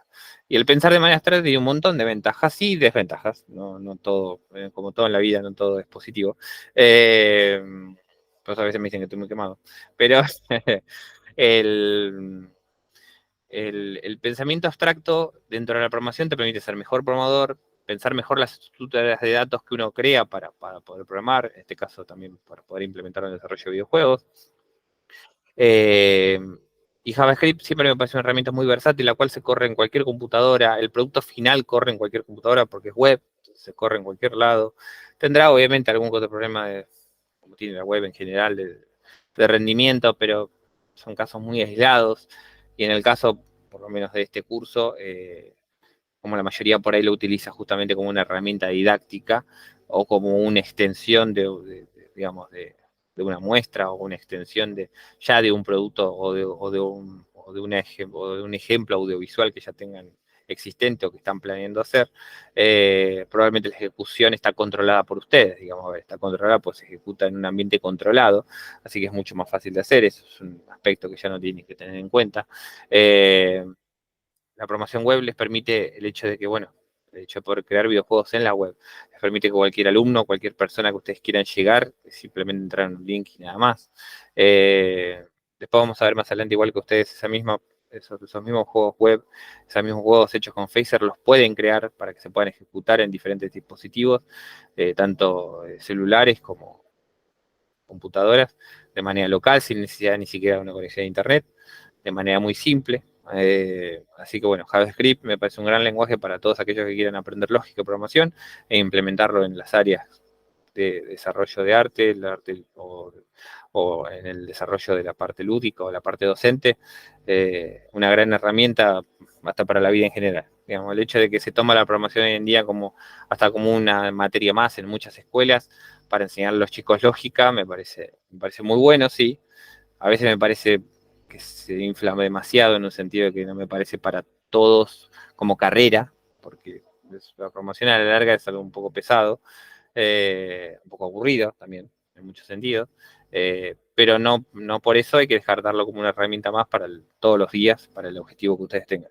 Parece una gran herramienta para el desarrollo también de las artes audiovisuales, que probablemente no está muy implementada, para eso damos este curso, para que no sea simplemente hacer que el arte, digamos, que el crear una experiencia audiovisual no sea solamente crear la parte audiovisual, sino que la podamos extender con videojuegos y con programación. Voy a hacer una introducción muy simple de programación en general. Esto lo extendí de lo que yo di en su momento en la EMBA, poniendo un poco más de lo básico, porque me di cuenta también que, bueno, obviamente la mayoría no conoce probablemente nada de programación. Entonces, bueno, vamos a dar una explicación muy básica de lo que es programación en JavaScript y después lo que es Phaser específicamente. Vamos a empezar con variables, porque las variables básicamente es la parte núcleo donde nosotros guardamos datos.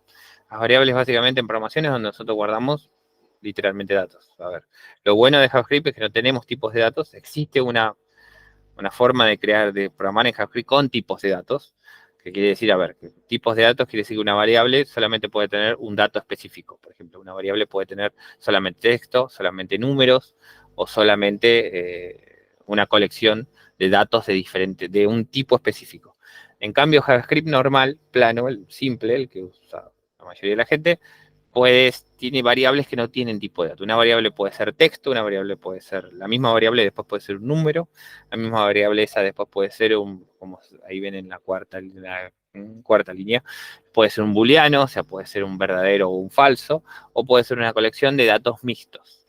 El hecho de que JavaScript no tiene tipos de datos lo hace simple para empezar y lo hace complejo de mantener a futuro. O sea, a ver, cuando crean una experiencia muy compleja, o sea, el hecho de que ya tiene mucho código escrito, el mantener una correlación de que todos los tipos de datos sean homogéneos, o sean los tipos de datos que ustedes están esperando en la lógica, porque la lógica usualmente es una colección de decisiones, de instrucciones.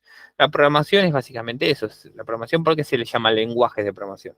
Porque es la forma en que nosotros nos comunicamos con la máquina. O sea, es el nexo por el cual le decimos a la máquina, hace tal cosa. Por eso se le dice lenguaje de programación. En el caso de los humanos, nosotros, ¿cómo le decimos al que te vende los panchos que nos dé un pancho? Le hablamos en español y decimos, dame un pancho. En el caso de la programación, como le decimos a la máquina, mostrame este personaje, le tenemos que escribir el código necesario para que muestre el personaje. La máquina no entiende otro tipo de lenguaje, otro tipo de instrucción, otra forma de comunicarnos con la máquina no sea este lenguaje de programación en el caso de JavaScript. Entonces, básicamente la programación es eso, es escribir una forma en que la máquina nos entienda lo que queremos que haga. Y utilizamos esto. La máquina necesita una forma de guardar. Lo que nosotros guardamos en memoria, en nuestra cabeza, la máquina lo guarda en variables. En este caso, para que vean de manera técnica, se guardan y se declaran en JavaScript de esta manera. Después la lógica es una conjunción de funciones. Obviamente que la programación, si alguno quiere estudiar programación específicamente, esto es programación, lo que se llama programación funcional. Se llama programación funcional porque está basada en funciones. Funciones básicamente son agrupaciones de código, agrupaciones de instrucciones, ¿no? O sea, uno le dice a la máquina que tiene que hacer cierta cantidad de tareas y esas las agrupamos en una función. Eso quiere decir que cada vez que ejecutemos esa función, la máquina va a hacer todas estas tareas que está dentro del código, dentro de la función. A esa función le podemos pasar parámetros, le podemos pasar diferentes parámetros para que esos parámetros se usen en esa iteración, en esa ejecución de la función que hicimos en ese momento. Las funciones son una forma de agrupar tareas o agrupar instrucciones para no tener que escribirlas varias veces en diferentes lugares. A ver, una vez que los lenguajes de programación fueron evolucionando al inicio, los lenguajes de programación, por ejemplo, como BASIC, como Assembler, se escriben las mismas funciones varias veces porque no hay forma de agrupar esas instrucciones en una sola vez y ejecutarlas varias veces. Uno usualmente escribe una lógica y esa lógica suele ejecutarse varias veces en diferentes partes del código. Se ejecuta lo mismo, pero en diferentes contextos. Y de esa manera produce diferentes resultados, o se usan esos resultados de otra manera. La programación es básicamente manejar datos. Uno le pasa un dato a una función, la convierte en otra cosa, y ese dato lo usamos para otra cosa, o tomamos una decisión sobre ese dato. Esa es la programación. La programación se puede definir de esa manera. O sea, literalmente es eso. Es escribir instrucciones que manejan datos, convierten datos de un formato a otro o utilizan esos datos para tomar decisiones. Básicamente es eso. Y la función nos permite agrupar esas instrucciones en un área específica que se puede ejecutar las veces que uno quiera. Los operadores se usan básicamente con lo que se llaman los condicionales. Ahora lo vamos a ver en la siguiente, pero lo puse los operadores primero porque los operadores suelen ser signos que se usan, son extremadamente importantes para tomar decisiones, ¿no? Acá puse operadores de condicionales, hay operadores de asignación, ¿no? Cuando vimos variables, que ahora voy a volver, acá por ejemplo en variables tenemos un operador de asignación. ¿Eso qué quiere decir? El signo de igual que tenemos ahí asigna el valor que tenemos a la derecha a la variable identificada por la izquierda, ¿no? Las variables básicamente es una forma de referenciar a un dato que guardamos en memoria. En el caso de que los operadores de condicionales se usan para tomar decisiones, ¿no? O sea, para comparar, en este caso. Tenemos, por ejemplo, la condición dos iguales, hacen que las condiciones, si es que son iguales, si las condiciones son diferentes, si las condiciones son menor o igual, y si alguna de las condiciones se cumple. Los operadores, estos son operadores básicos, hay otros operadores también, pero por lo menos en JavaScript la mayoría de los que se usan son estos. Hay operadores más estrictos, si uno pone un signo más de estos de igual, por ejemplo, ahí en JavaScript los toma como hacer una condicional estricta de tipo de dato, por ejemplo. O sea, ya ahí JavaScript no solamente compara el valor de la variable, sino que el tipo de dato de la variable sea el mismo. Y ahí ya tenés una condición más estricta. A veces la condición estricta es necesaria hacer por una cuestión de la lógica que programamos en el videojuego o en el software que estamos desarrollando. Como dije, iba a pasar a explicar lo que son los condicionales. Los condicionales nos permiten tomar decisiones en el código. Cuando uno tiene, por ejemplo, desarrollo un videojuego, como dije, teníamos el loop infinito, teníamos el bucle infinito, en ese bucle infinito vamos a tomar decisiones. Vamos a tener que saber, y bueno, y si la variable 1, que pongámosle que la variable 1 sea la que vemos acá, sea la vida que tiene el usuario. Bueno, y si la vida es igual a 1, tenemos que ejecutar el código a ver qué pasa. Si le queda una sola vida, tenemos que avisar al usuario que le queda una sola vida. Entonces ahí usamos este condicional para tomar esa decisión y mostrar esa imagen que le dice el usuario, che, te queda solamente una vida. Si la variable es diferente a 2, por ejemplo, o es diferente a un booleano, porque como dije, las variables de JavaScript pueden tener diferentes tipos, y acá se ve la complejidad y la simplicidad que tiene de manera interna el hecho de que las variables no tienen la necesidad de tener un tipo de dato específico. Acá, si por ejemplo nosotros esperamos un número y la variable termina siendo un booleano o termina siendo un texto, la comparación va a fallar. Y a veces si uno utiliza la misma variable y utiliza la misma variable de control, porque se usa como, ustedes en este caso están usando la variable como una variable de control dentro de un condicional, en esa marejada de código que pueden llegar a tener, si ustedes no tienen digamos, un control estricto o un control interno, no necesariamente la lógica e interno, ambas, de qué tipo de variable están esperando y qué tipo de variable va a terminar siendo y no sobreescribirla por la razón que sea, pueden tener un resultado inesperado. Y ahí es donde lo que usualmente en el desarrollo de software se llaman bugs, el hecho de que uno obtiene un resultado inesperado. El resultado inesperado de la ejecución del código se llama un bug, un error, básicamente. Y los errores suelen ser suelen suceder por una negligencia humana, el hecho de que uno no puede predestinar, no puede prever de que ese código que escribimos va a tener un resultado inesperado. Hasta que no pasa. Y en el momento que pasa, bueno, es cuando el videojuego se rompe. Y ahí nos llama la gerencia y tenemos problemas. Así que bueno, ahí vieron lo que era básico. Eso es JavaScript básico, el hecho de guardar variables, hacer condicionales. El próximo miércoles vamos a hacer un videojuego y lo van a ver en vivo y todos vamos a hacer todos el videojuego juntos. Vamos a hacer un memo game muy simple, pero van a poder ver ahí todo lo que son condicionales, lo que son variables, y yo voy a volver a explicar todo esto aún más en detalle.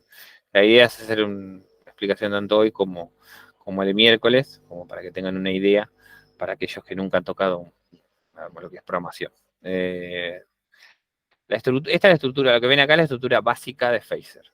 La estructura básica de ejecución de un videojuego en Phaser. Lo primero que ven ahí, de la línea 1 a la línea 11, es básicamente la declaración de las propiedades de Phaser.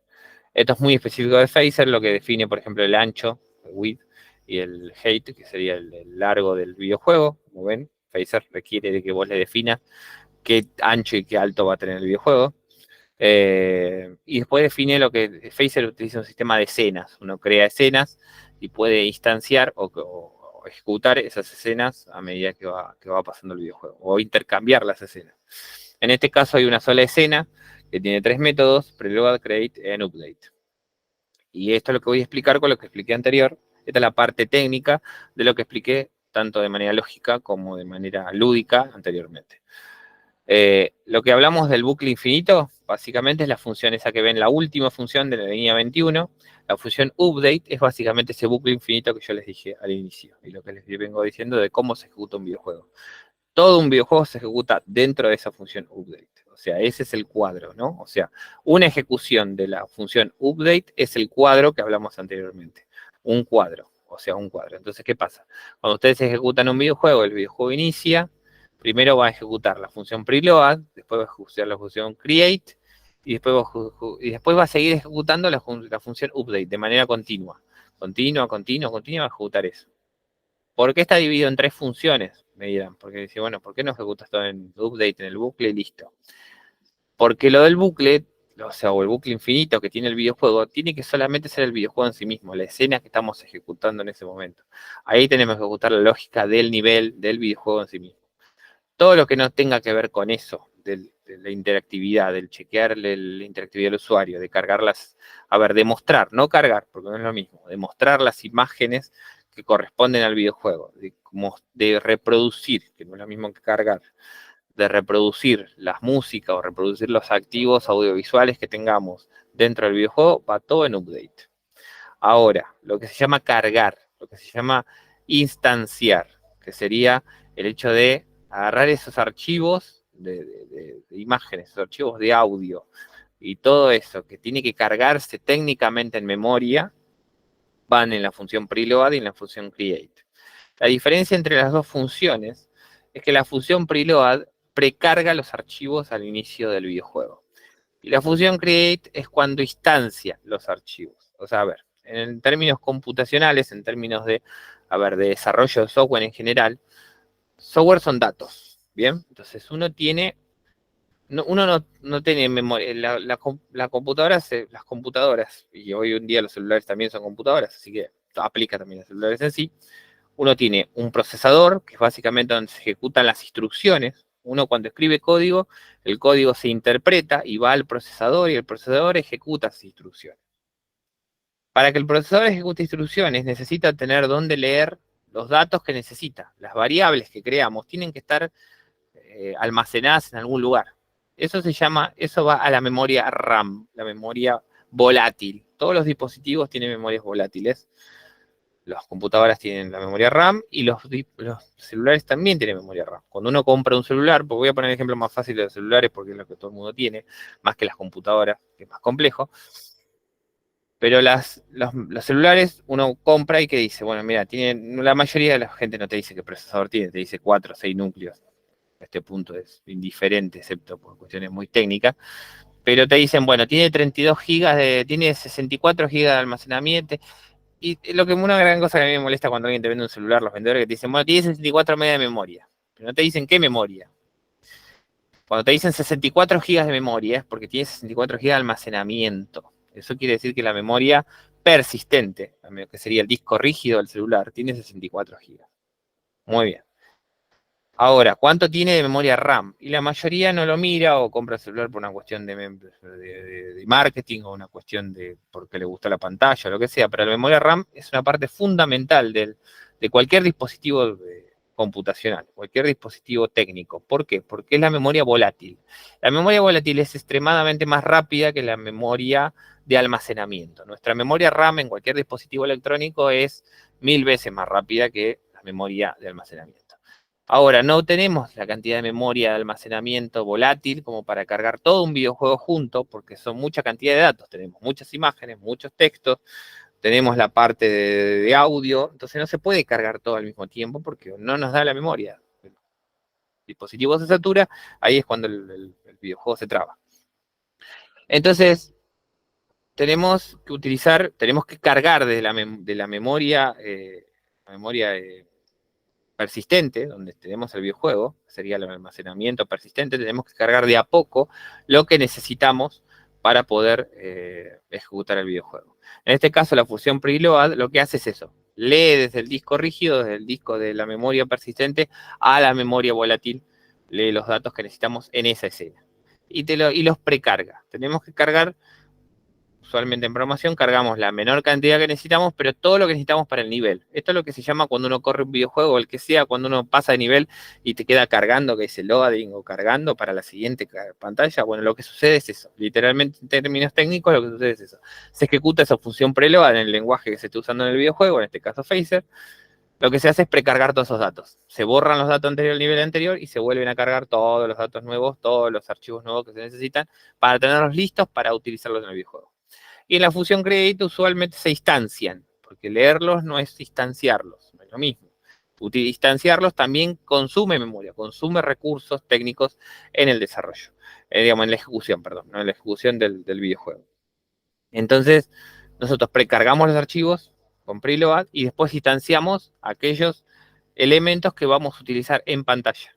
Y en update los mostramos, básicamente. Los mostramos si es necesario o no. Porque, a ver, si nosotros, por ejemplo, eso es lo que se llama pooling de objetos, es una técnica más avanzada de desarrollo de videojuegos. Pero, por ejemplo, si nosotros tenemos que mostrar 20 enemigos en pantalla, por ejemplo, y un personaje principal. Bueno, cargamos la imagen del personaje principal en preload, la instanciamos en create y la mostramos en update, ¿no? O sea, la mostramos apenas se ejecuta el primer cuadro, lo mostramos. Y ya los siguientes cuadros corremos la animación que tenemos que correr y la lógica que tenemos que correr. Pero si después nosotros tenemos 20 enemigos, pero en realidad por ahí mostramos en pantalla 5 enemigos, y 5 enemigos, o 4 enemigos, no los 20. Pero sabemos que eso se van a ir rotando, o sea, el personaje principal va a matar un enemigo, va a tener que desaparecer de la pantalla, pero después volver a aparecer. Necesitamos que aparezca de manera rápida, porque cada instrucción que corremos tiene un costo computacional, y eso es un tiempo. Y ese tiempo afecta la inmersión del usuario en el videojuego, pues si se traba el videojuego, perdemos la atención del usuario. Entonces, En Create usualmente es a lo que se llama, se hace pooling de objetos, se crean 20 enemigos, se muestran 4, pero ya están creados. Entonces, como ya está creado, el costo computacional lo pagamos al inicio de la ejecución del videojuego y no durante la ejecución. Entonces, cuando tenemos que mostrar un update, no hay ninguna traba, simplemente funciona. Si tenemos algún problema técnico en el cual el dispositivo no tiene suficiente memoria para ejecutarlo, se va a ver al inicio y para ese punto podemos hacer alguna medida para solucionarlo si es que lo vemos que sucede en muchos dispositivos y si no, bueno, ya para ese punto no tenemos mucho para hacer. Es problema del dispositivo. Ya. Si queremos, a veces no tiene sentido optimizar o reoptimizar código que no vale la pena por el costo que tiene de tiempo y de inversión para hacerlo. Como les dije, para cargar los archivos, este es básicamente el código básico que utiliza Phaser para eso. Acá, como ven, tenemos la función, uy, se me pasó, tenemos la función load image, que básicamente lo que carga es la imagen desde un lugar fijo en el disco. Y Phaser le asigna una key, o sea, un identificador. Esto es muy parecido a las variables que hablamos al inicio. Phaser le asigna una key y básicamente después ese identificador que le pusimos, después lo usamos para instanciarlo en la parte de create. Acá básicamente instanciamos en un objeto dentro de Phaser, para después utilizarlo en la función update. Pero acá lo estamos instanciando, básicamente. Entonces, esto carga el archivo, esto instancia el archivo. Instancia el objeto, perdón, desde el archivo. Después quise poner un ejemplo muy básico de eventos, o sea, de eventos de mouse porque después lo vamos a usar mañana, lo vamos a hacer el próximo miércoles, perdón, justamente para el MemoTouch, para interactividad, y la mayoría de ustedes necesitan tener una idea de cómo interaccionar con el usuario. La forma más fácil verdaderamente es con el mouse. Obviamente pueden usar teclados, pero ya va por fuera por ahí de lo que quiere cubrir este curso. Básicamente, Phaser, como les dije, acá tenemos la función preload, cargamos la imagen, le ponemos un identificador age, que sería un identificador que queramos, después lo instanciamos, acá está instanciando un sprite. El sprite es la misma forma de tener una imagen estática, pero el sprite permite que sea interactivo. Y con Phaser, si le ponemos set interactivo, ejecutamos la función interactivo dentro del objeto Phaser, dentro del objeto sprite que generamos. Si la ponemos interactivo, empieza a ser interactiva. Phaser empieza a escuchar eventos del mouse sobre el objeto que creamos. Y lo asignamos a una variable para poder utilizarlo. Como hablamos al inicio, creamos una variable sprite para poder utilizarlo dentro del videojuego. Acá estamos agregando un texto y acá estamos agregando el evento en sí mismo. Los eventos pueden ser asignados tanto en create como pueden ser creados en update, o sea, en el loop general, o sea, en el bucle general. Ahora, si nosotros tenemos que tener cuidado cuando usamos eventos, en cualquier lado, en este caso en Phaser, pero en programación en general, si usamos un evento dentro de un bucle, tenemos que tener cuidado de que ese evento sea asignado una sola vez. Porque si no, usualmente eso trae problemas de memoria, trae problemas de ejecución de código. También trae problemas de sincronización, de ejecución de lógica también, porque depende qué es lo que utilicemos, podemos tener un resultado muy, muy inesperado entre sí. Eso lo pueden controlar con la lógica que ustedes están programando en ese momento. Para hacerlo de manera más simple, obviamente lo podemos hacer en create o en que se ejecuta una sola vez después de preload. Al asignar el evento, acá asignamos un evento pointer down, se va a ejecutar todo lo que está dentro de la función esta que justamente que definimos acá, que no tiene nombre, es una función anónima solamente para Las funciones, en este caso, pueden tener JavaScript o se pueden declarar funciones anónimas o funciones declaradas. Las funciones declaradas es la forma más simple porque tienen un nombre, pero cuando uno solamente declara una función que solamente se va a ejecutar en ese evento y que solamente se va a usar en ese momento, se declaran de esta manera. ¿No? Acá le faltaría un nombre acá, pero no se le pone nombre porque no se va a ejecutar en ningún otro lugar que no sea en este evento. Entonces, como no se va a ejecutar en ningún otro evento, se llama una función anónima. Y se ejecuta todo este código que está acá. En este caso, cuando uno cliquea el mouse, cambia de color el texto. Y en este caso, cuando, por ejemplo, uno sale del mouse, o sea, se detecta, el Phaser puede detectar cuando se deja los eventos de mouse son clic, o sea, cuando ustedes hacen el clic, cuando presionan el botón, cuando uno suelta en el botón hace otro evento, o sea, Phaser puede disparar otro evento, y cuando ustedes dejan el área de ese sprite o de ese elemento visual que pusieron en escena, también puede disparar otro evento. Entonces, son todos sistemas de control. Los eventos les permite crear la lógica que están buscando por medio de sistemas de control. Son básicamente interruptores, por decirlo de una manera, ¿no? O sea, esto se ejecuta de manera asincrónica por fuera del bucle. Se puede, lo van a obviamente chequear dentro del bucle, ¿no? Porque ustedes van a crear van a crear estos eventos, los eventos se van a ejecutar y al mismo tiempo se va a estar ejecutando el bucle.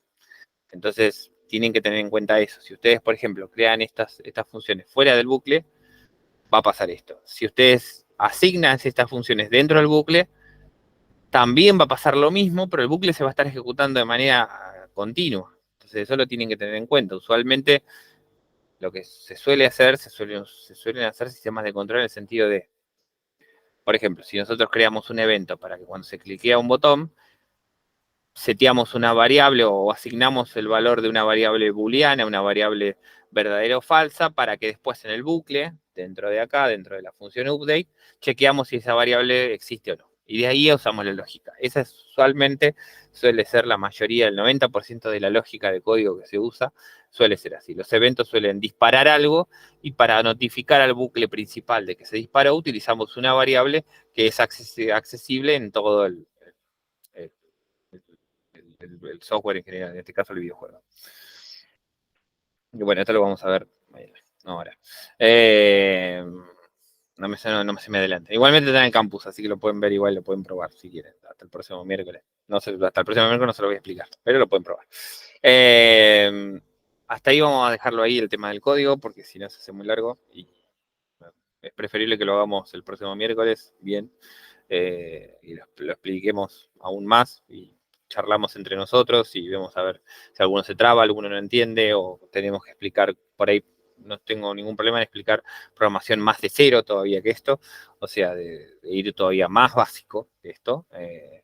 Quise para que tengan una idea en general de cómo es, para que tengan una idea en general de cómo es la programación, pero si tenemos que ir a un nivel aún más básico de qué es literalmente la estructura de un programa, de un software básico en JavaScript, no hay ningún problema. La próxima clase tenemos 2 horas literalmente para eso.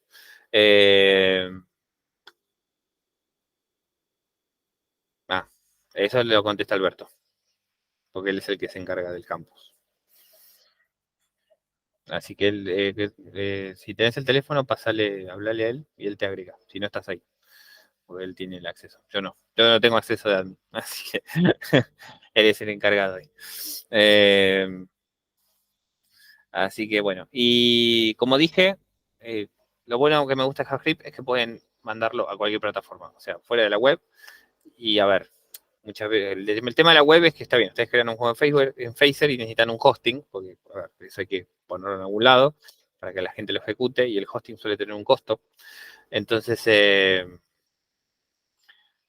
si no quieren, a ver, si no, por ejemplo, están en una clase y van a crear un videojuego o alguna forma de experiencia interactiva para poder, por ejemplo, crear un contenido o explicar un contenido en el aula, pues no les conviene ponerlo en web, entonces quieren distribuirlo solamente a un cierto grupo de personas. Nexe, estos son los diferentes iconos que se utilizan de diferentes tecnologías. Nexe, el otro es Córdoba, que se usa para deploy, o sea, para sacar el videojuegos de Phaser en celulares. Y bueno, eso les permite sacar directamente a Android y a Apple directamente si no es que no quieren usar el navegador, sin necesidad de un hosting. Así que la verdad que es muy versátil, es una herramienta, a mí Phaser y JavaScript me encanta por eso, la versatilidad que tiene de sacarlo a cualquier lado prácticamente sin costo y de manera muy, muy simple. Obviamente tiene este problema multipantalla que hablamos al inicio, pero bueno, aún así, ese problema lo van a tener con cualquier otra tecnología también, con aún más problemas técnicos. Así que en este caso, por lo menos una parte se hace bastante simple. Bueno, si en algún momento les interesa crear esto no para el aula, no para la parte didáctica, sino como producto, la industria de los videojuegos, no voy a mentir, está un poco saturada. En un sentido de que, bueno, el desarrollo de videojuegos se volvió mucho más simple que hace muchos años atrás. Yo desarrollo videojuegos desde antes que existiera Android, O sea, antes que existían, cuando todavía estaban los telefonitos de tapita y se usaba J2Me, que era Java Mobile. En aquel momento técnicamente era muy difícil porque los dispositivos eran muy básicos y el software estaba muy fragmentado. Hoy está fragmentado, pero de otra manera, no la misma fragmentación. Tiene otros problemas que no son los mismos de aquel momento, pero bueno, para no irme muy por las ramas, técnicamente era más difícil desarrollar videojuegos, ahora es mucho más fácil técnicamente, por fuera de la programación básica, hasta la programación básica les permite, pueden crear videojuegos sin necesidad de aprender programación. Yo me gusta enseñar programación porque, como dije, tiene muchas ventajas en toda la vida aprender lógica, entonces me parece importante en muchos aspectos de la vida, pero bueno, sí, la saturación como producto es una cuestión difícil. La visibilidad es el principal problema, porque claro, hay mucha cantidad de producto hecho muy básico, muy simple, que no cumple ni siquiera ni el objetivo, no cumple ningún objetivo, ese es el problema, no cumple lo que les dije, la primera premisa de crear una experiencia, ¿no? Se crea un videojuego que no tiene una experiencia definida, que simplemente existe por existir, no entretiene, no promueve un mensaje, no muestra un contenido, no simplemente existe y eso simplemente hace ruido y ese ruido no deja que por ahí aquel que cree un videojuego con una experiencia muy específica y por ahí de nicho, que tendrá o no valor, eso lo juzgará el usuario, no nosotros, pero ni siquiera se puede descubrir, ni siquiera se puede saber que existe porque hay tanta basura en los ecosistemas que no permite. Pero bueno, aún así eso no quiere decir que uno tiene que dejar la industria ni dejar de desarrollar ni cumplir los sueños que uno tiene. Pero bueno, Itch.io, Steam y las stores de los celulares suelen ser lugares simples y fáciles para publicar un videojuego como producto. Bueno, como dije, puede ser una extensión del aula, puede ser una extensión de una muestra de arte, o puede ser una forma en la cual ustedes se encuentren, conectarse con sus usuarios para llevarlos a otros, por ejemplo, a otros lugares o llevarlos al objetivo que ustedes tienen. Vamos a hacer un resumen en general, como hablamos, la experiencia. Lo importante del desarrollo de juegos es la experiencia. No importa el objetivo que ustedes tengan, no importa si el objetivo es el aula, si es un concepto, si es un producto, la experiencia. Tengan el objetivo de decir, bueno, yo quiero hacer un videojuego para enseñar la teoría del color, como me dijo Alberto. Bueno, hagan un videojuego de la teoría del color. ¿Cómo hacemos para enseñar la teoría del color de manera efectiva? Bueno, pongámosle un reto y con ese reto, dentro de ese objetivo del videojuego, le enseñamos la teoría del color. Perfecto. Queremos hacer un videojuego para los 15 de mi hija. Muy bien, perfecto. Va y haces un videojuego con la nena ahí, un dibujito hecho de chibi, por ejemplo, no sé, un estilo pixel art. Y no sé, que va creciendo y llega hasta los 15 años y es más grande cada vez que pasa. No sé. Y ahí estamos logrando una experiencia personal, un regalo personalizado, estamos, no sé, haciendo una cuestión por una fiesta, queremos enseñar una cuestión muy específica en el aula, por ejemplo, queremos enseñar, no sé, algún concepto de química, algún concepto de física. Bueno, física, por ejemplo. La física en videojuegos, Phaser tiene un engine de física, o sea, un motor de física que es muy simple de implementar. Ahí pueden tranquilamente ejemplificar cualquier concepto de física que quieran con muy pocas líneas de código en el aula tranquilamente por medio de un videojuego. O quieren ejemplificar la historia del arte, por ejemplo, ¿no? Pueden hacer no sé, un cuestionario. Entonces, en vez de hacer un examen normal o un examen de papel, pueden tranquilamente hacer un examen de preguntas y respuestas, tranquilamente. Y poner animaciones y hacerlo más divertido y hacerlo eso con un trabajo práctico y utilizar, por ejemplo, la cuestión de la inmersión social y el playtesting con tal de que él se haga en grupo y si no lo hacen, y de esa manera pueden probar de que sus alumnos lo hicieron en grupo y que genuinamente todos aportaron para el trabajo práctico, porque el trabajo práctico en sí es el jugar al videojuego mientras que aprenden un contenido. Entonces, eso quedan ustedes. Yo lo veo, como dije, ahí la industria tiene esa gran discusión de si esto es producto o arte. Yo creo que son ambas, dependiendo del contexto en el cual lo desarrollemos. Creo que es una gran herramienta de expansión. Como dije, si quieren que sea catalogado como videojuego, tiene que tener un objetivo. No puede ser solamente la interactividad por la interactividad en sí misma. Tiene que haber una dificultad, tiene que haber, o por ahí no una dificultad, sino tiene que haber un objetivo, porque a veces no es una dificultad, sino simplemente un objetivo, es decir, bueno, el usuario tiene que cumplir X tarea, y hasta que no se cumple esa tarea no existe la recompensa o no existe, o la compleción de la tarea lleva a que la experiencia es la experiencia que queremos generar. Por ejemplo, existen juegos, no puse ningún ejemplo de eso, pero existen juegos, por ejemplo, de un solo botón, los cuales no tienen, a ver, no se gana nunca. Hay videojuegos que no se ganan, que simplemente no es la idea jugar para ganar o para cumplir un objetivo, sino que el objetivo del juego es simplemente jugar. Y esos son los que se llaman los never ending games, los juegos que nunca terminan, que suelen ser juegos de un solo botón, los cuales se cumplen una sola función. O sea, la interactividad está muy limitada, pero la diversión es esa, es no perder ni ganar, ninguna de las dos cosas, sino simplemente jugar. Y el objetivo del juego es literalmente jugar. Pero como dije al inicio, la experiencia, el videojuego se define como una experiencia interactiva con un objetivo. Y eso es algo que tienen que grabárselo a fuego, en definitiva, de que si ustedes quieren crear un videojuego, tiene que ser eso, una experiencia interactiva con un objetivo. Y bueno, implementenlo en la manera que ustedes quieran y en la capacidad que ustedes vean. No se limiten por las capacidades visuales ni por las capacidades técnicas. Por fuera de que estas clases están basadas en Phaser, hay muchas otras herramientas, aún las que no están basadas en programación. Y yo soy, a ver, pro a que prefiero que lo hagan aún si fuera de manera visual y no con programación, porque no quieren, porque no les gusta, porque los aburren, porque no lo entienden o por la razón que sea, pero que lleguen y lo hagan, de la manera que sea. Si estas clases les sirven para iniciarlos en el mundo de la programación, que es mi principal objetivo por lo menos, bienvenido sea y que después usen la herramienta que ustedes quieran, la herramienta que más les sirva. Hay un montón de herramientas y cualquier cosa me mandan un mensaje y yo les busco, les mando, les comparto, conozco cantidad. Pero la idea es que no se traben, tengan el proyecto, diseñenlo, inténtenlo, empiecenlo y vean cómo evoluciona y pónganse a hacer playtesting con sus amigos, con sus hermanos, con sus hijos, con sus primos. Se juntaron al mismo asado, che, ¿sabés qué dice? Estoy haciendo videojuegos. Te decía, sí, mira, estoy haciendo videojuegos, pero vos no sos maestra. Sí, le dicen videojuego igual, ¿cuál es el problema? ¿No querés jugar? Y listo, ya está. Y se va a poner a jugar porque le va a dar curiosidad. Y hay un factor social ahí muy importante, porque es tu primo y va a querer buscar la forma de ver cómo te puede sacar el cuero, probablemente. Pero no importa, pero el factor social hizo que hiciera el playtesting y a vos te sirve. Entonces, bueno, lo probás y te fijas a ver si te sirve, a ver cómo juega, a ver si lo entiende, a ver si no le gusta, si no le agrada, si tiene la experiencia que está buscando. Bueno, y ahí te fijas y ahí puedes encontrarlo como a ver, como la parte, digamos, de núcleo para básicamente para crear la experiencia que están buscando. Y acá terminamos.